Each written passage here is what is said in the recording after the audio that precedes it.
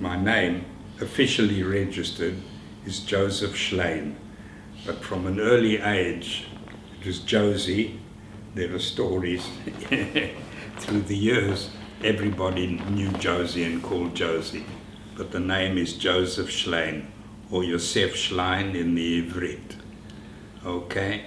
My mother came from a Petach Tikva family, where her mother, my wonderful, lovely Hadassah grandmother, from a family years and years of Petach Tikva. My father decided to move to Jerusalem in 1926. I was born on the 25th of February 26, and the family moved to Jerusalem, my family, my mother and father, in 1925.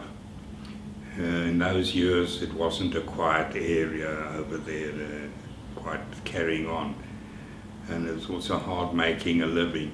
So when I was 6 months old, my father decided to travel to South Africa to join his wife's brother, right? His name officially was Gershon Yudolovitz, but he changed it to George Miller. So all those who know, a lot of people knew him. He opened in Brakpan. He opened, in those days, it's a bit of a joke between what happened. In those days, the whites controlled fully, and the blacks couldn't eat in the same restaurant, and they couldn't use the same toilet. So he opened, which they even called quite happily a kafir eating house, right? And my father joined him.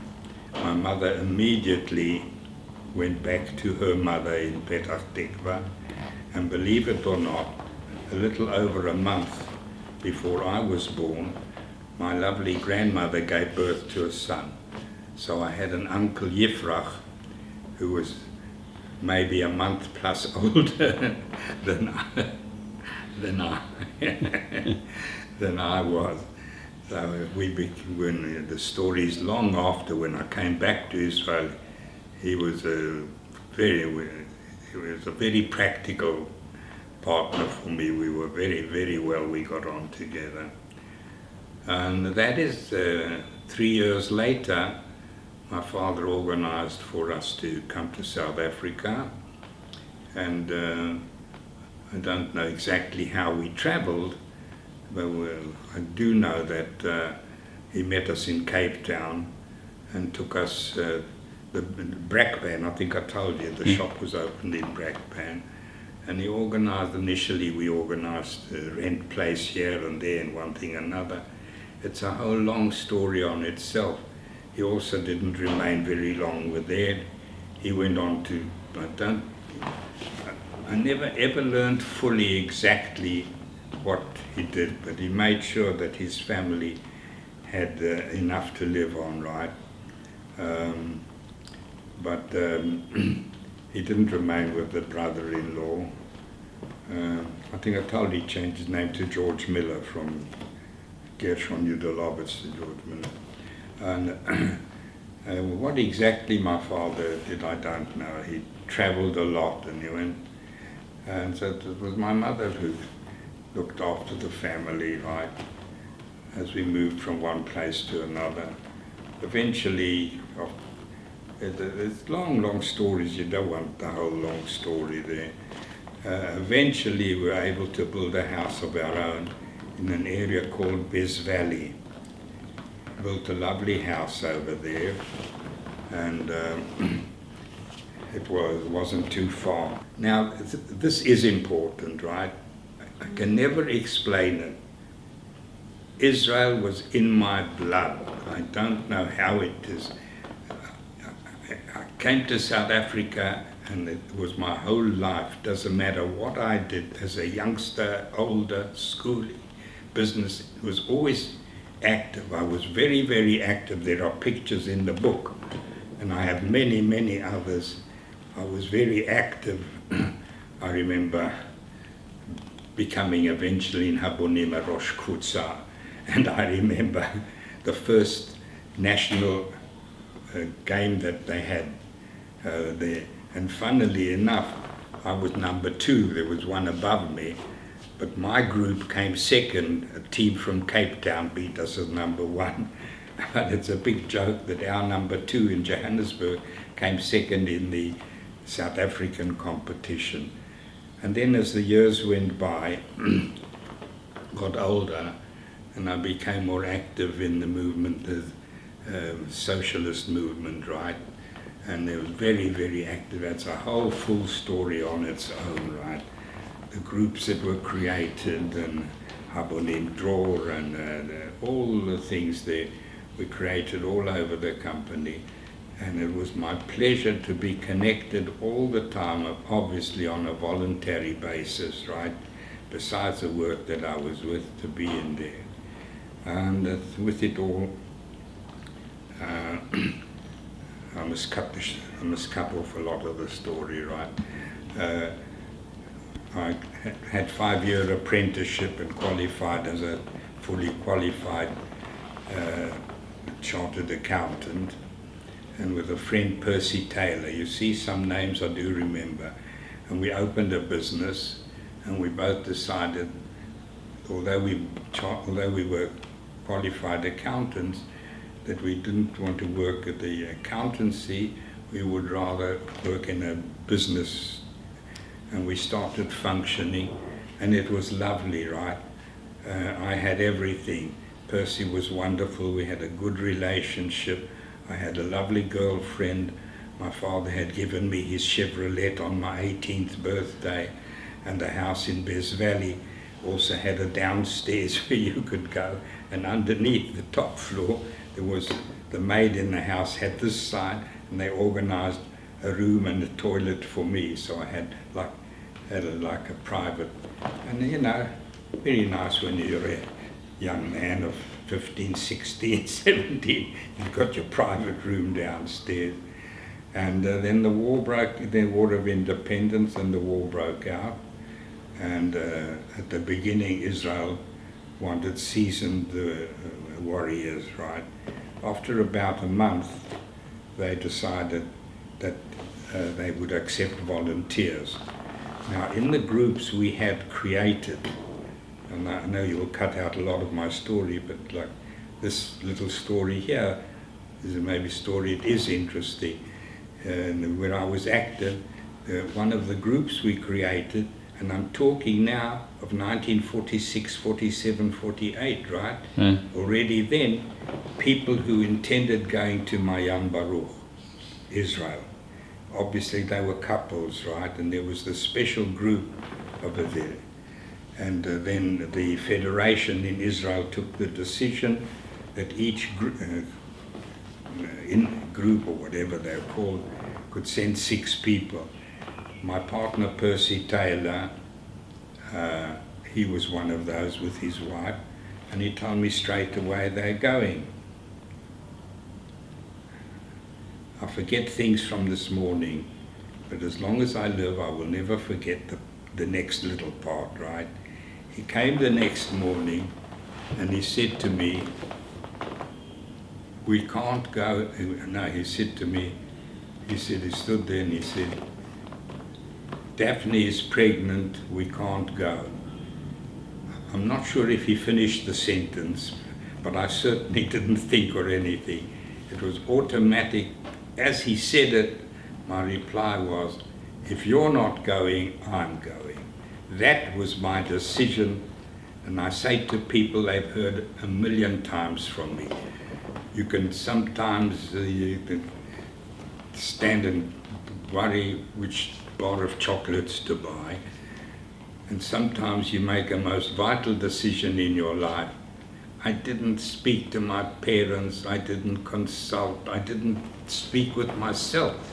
It's true I was very, very active in the Zionist movement, very active, but it hadn't been in the plan to go. But it was automatic, and I never spoke to anyone or anything, right? And that was it, and then we started the process. And one of the big jokes I make today that I say to people who complain about the big queues and all of traveling I say to them, wonderful, but in those days you couldn't travel, you couldn't get on anything.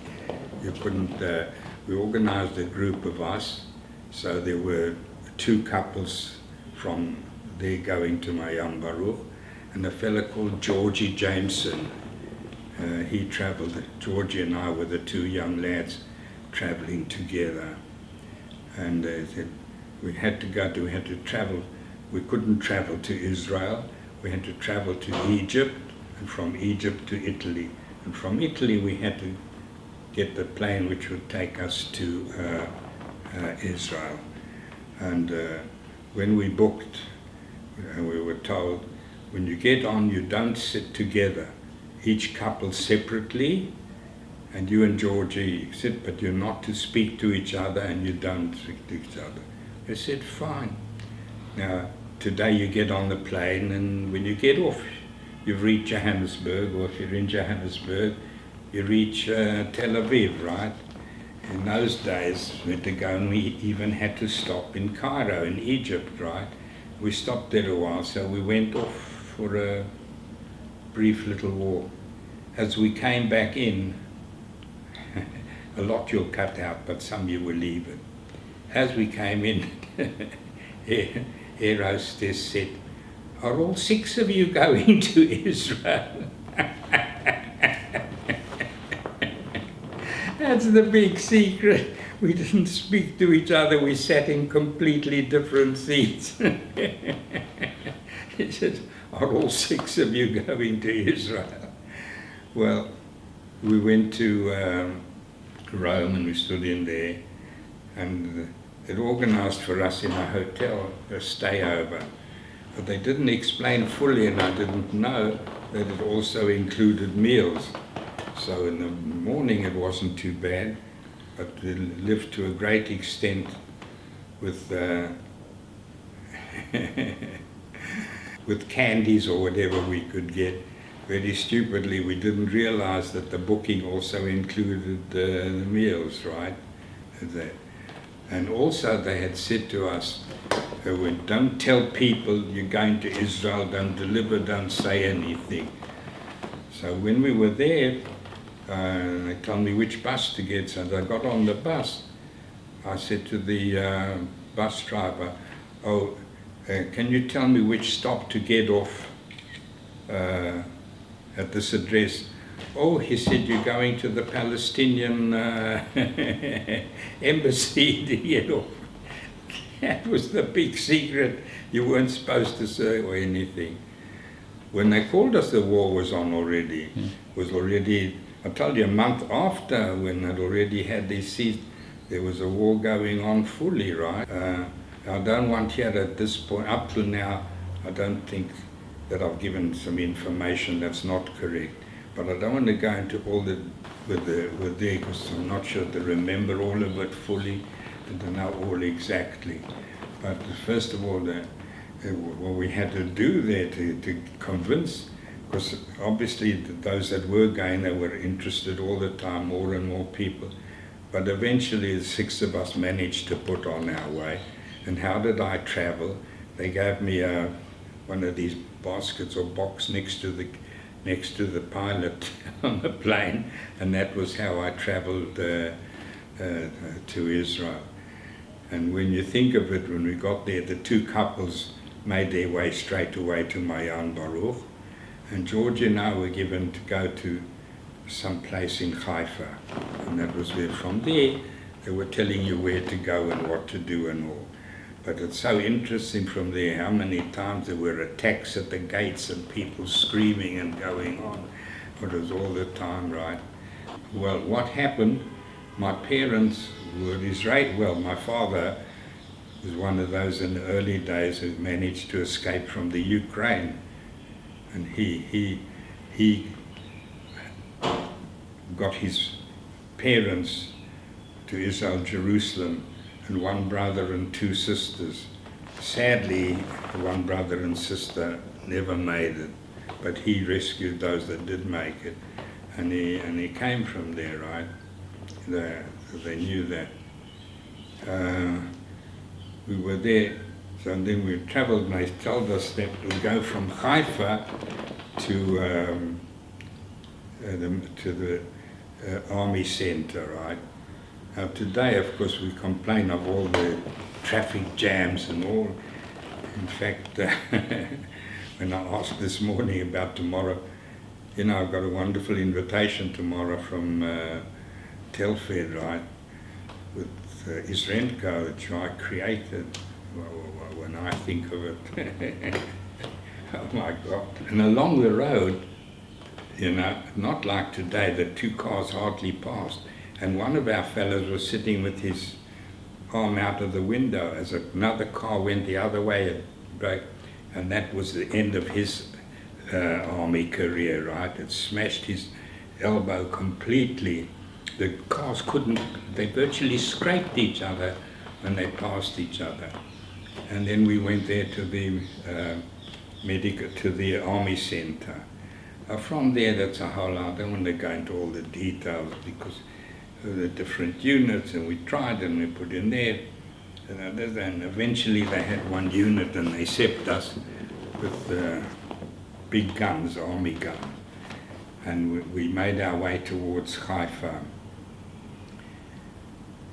You should have seen the children, mothers, kissing the guns, and they'd never seen guns like this in their lives, right? And we took and we put up there. We started using it from there and firing it all from there. I'm not sure if we want to print this, but after a few weeks I realized it wasn't artillery, but these were anti-aircraft guns, which they had given us to use to fire across. And also what we couldn't understand, after two guns, but we found out afterwards that there were Arabs behind us, and as soon as they would signal across to the other end exactly where we are. Then look at the whole stories in there, because I don't remember names and all, but we were a group from the beginning. We were always together as an English speaking was English out, whatever group we were with or anything. And then when we sent back, eventually we were put into a group which was anti-tank, right? And that became the real unit. And for there, the commander was an American, right? Who also been in the war. And his second in command was a lovely person, an ex-Englishman. And the Sergeant Major, Honey Rosenberg, who became one of the close friends in my life. He's got his picture all over. He, his wife, we became real friends. And he had been in the war before. He's a few years older than I was. I can't say that I am. Sadly, he's not with us anymore. But he was Sergeant Major, right? But as I was one who wasn't an army person, well, what happened was, and it happened since childhood and through all my years, and the years later, I'm going to spend a few hours going through all this, but with Habonim movement or with it, always found myself in the position of organizing things, right? Always the one who had to do. In our unit, the person in charge, I was the one who used to go once a month. Those days you didn't have machines you could press on, so I used to bring, and it was then already that I became, and that is what determined my whole life for me, because already then I went to the age, we were a complete English-speaking unit, so already then I was welfare officer, welfare officer. Ooh, I remember welfare officer. Once a month I would go to collect the mail, and our fellows who also sent letters to their family. And sometimes with great pleasure there was also a few dollars or pounds in the messages as well. And in those days they didn't manage on the way, right? It used to be in the envelope or the package or whatever it was that used to bring. And that determined like my whole course of my life, because from then on, everything I did for years and years, right, became completely connected with all the English-speaking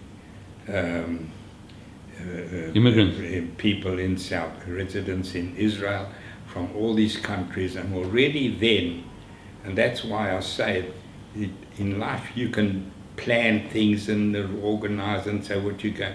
Sometimes things like the second when I said I'm going to Israel, but this wasn't a second, this was work I did, but it became part of my whole life from then, all my life to this day. Right? Today it's not like it was 6 or 7 years ago, but all my life became completely centered on all the English-speaking countries and the English-speaking people. That is what I did through. And then with our unit, I wasn't the one who fired the guns or anything, but whenever there was action, I was the one in. And also there's stories on for all. When we were near Lud, in the area over there, then what happened with the group, each day one of the fellas had a leave to go off. And on the day that our driver had his day off, they informed us that a group from Poland was replacing us. Now, can you imagine what would have happened if we would have said we didn't have the driver? But what happened was when he went, I was the one who drove. And now I suddenly found myself driving the major vehicle with all these people. And what did we do? Then instead of just the area, that was when we started moving towards Jerusalem. And I was the one who drove our vehicle going through there. It was a few weeks, I've forgotten how long, when the vehicle broke down and it was taken to a garage to be mended. And believe it or not, when it was at the garage, our driver turned up at the garage to be with the motor vehicle. But I'm laughing at it because I became active before the end of the war. Because as the war was ending, we started moving down to Eilat. We were moving towards Eilat. When we reached Beersheba, they said, "You're not coming with us," because a lot of the people decided they wanted to remain in Israel. So they said, "We're not, you must find somewhere for us to be, to go to do something." So I went back, traveled back, went to Tel Aviv. And in those days, every 4 days I had to renew. Don't ask me now how I managed to do it, because you had to get an official. I had to get an official permit every 4 days. And you know, this was before we were in Jerusalem. So in that time, our Prime Minister was living in Tel Aviv, right? Yeah. So and I went in there. And I asked over there about looking. So they said to me, no, not here, you must go across the road further down.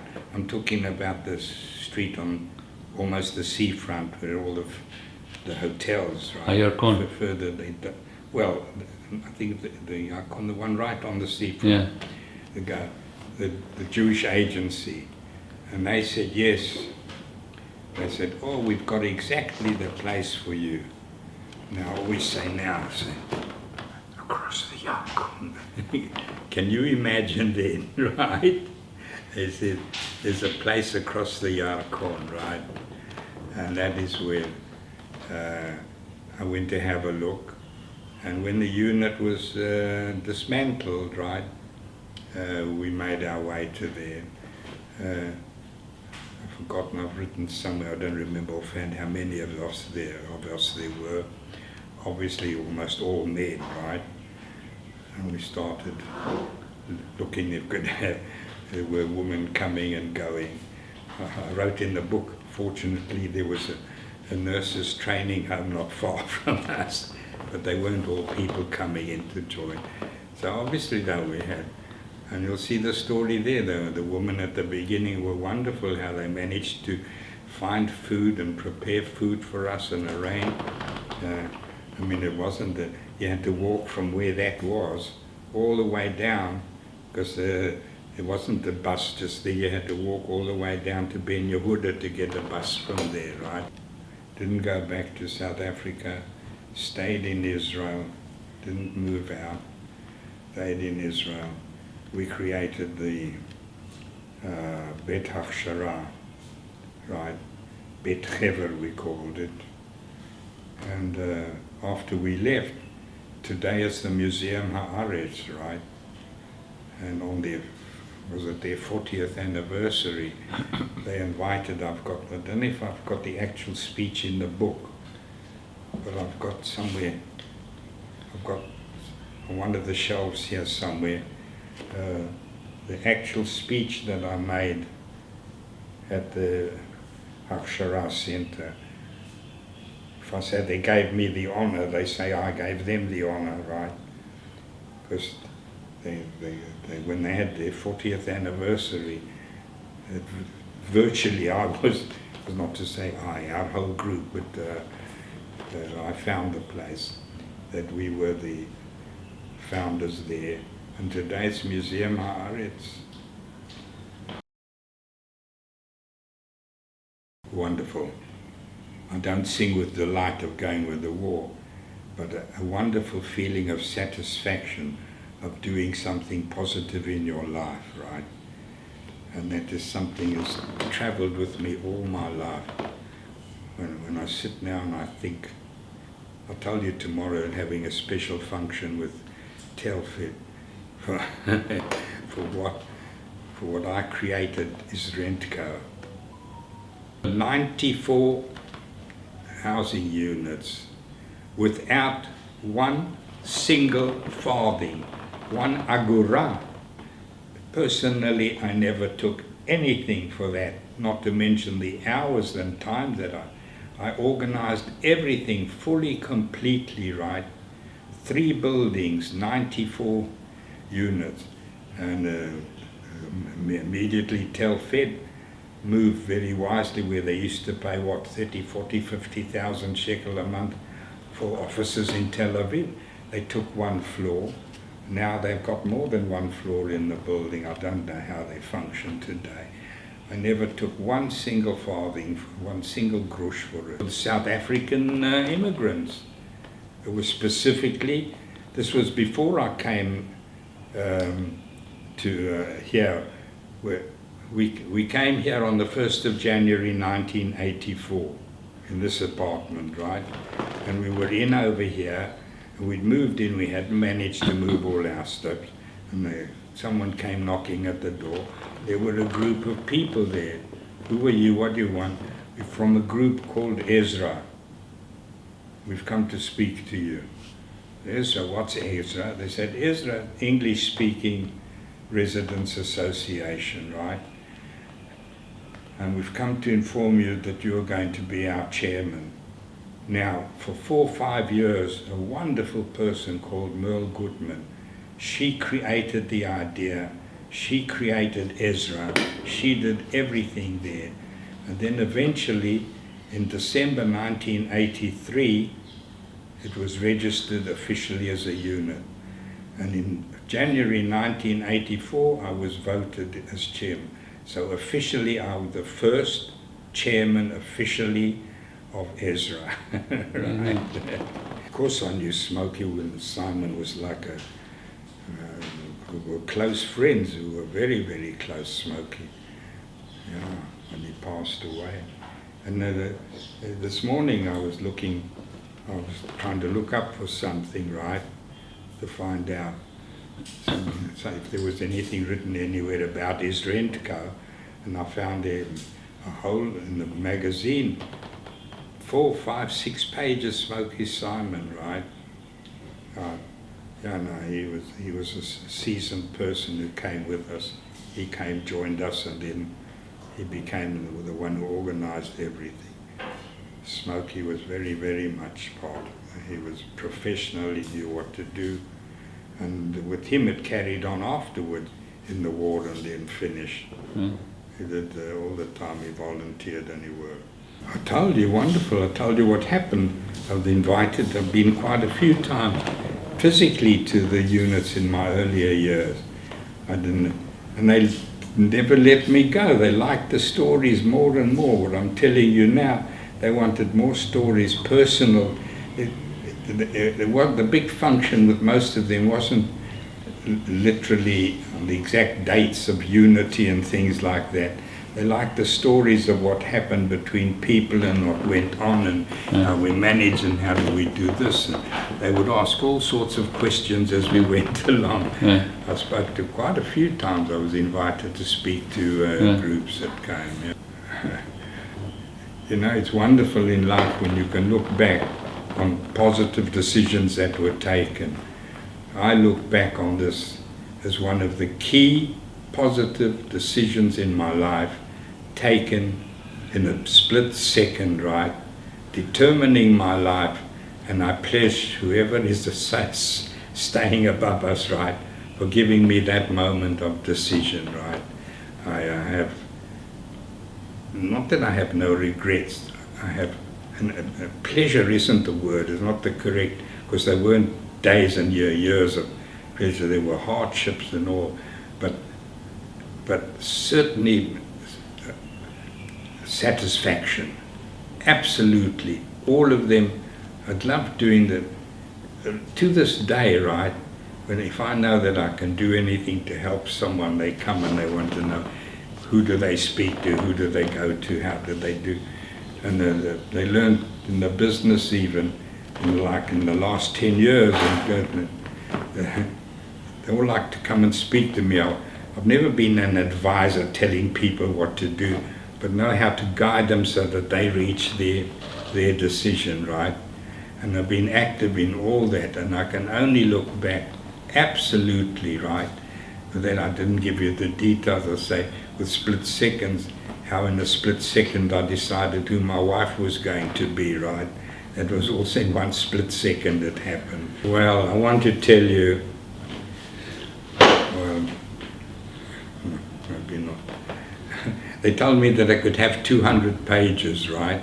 And I had 200 pages, and this is 100 pages. Because they cut out a lot of things that I had